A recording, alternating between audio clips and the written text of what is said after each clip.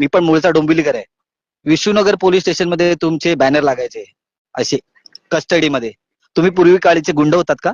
विषय जरी नवी मुंबईचा असला तरी आपल्या सर्वांच्या तुमच्या जनभावनेचा आहे, आगरी समाजाच्या किंवा भूमिपुत्रांच्या. दिबा पाटील आंतरराष्ट्रीय विमानतळाचा विषय, यासाठी खूप संघर्ष झाला. दिबा पाटील आपले नेते.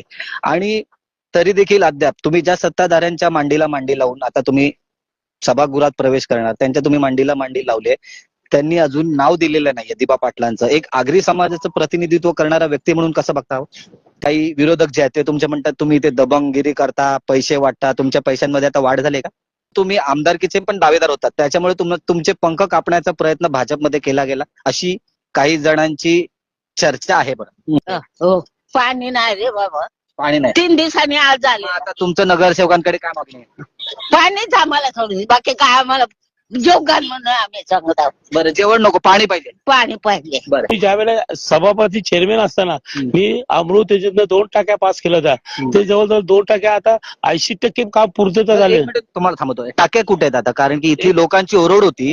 साहेब तुम्ही समोरच आहात आणि लाईव्ह प्रक्षेपण आहे, आणि लाईव्ह मध्ये तुम्हाला खरंच सांगायचंय, पाण्याची समस्या इतकी गंभीर आहे की लोक इथून घरी सोडून जायला तयार झाले.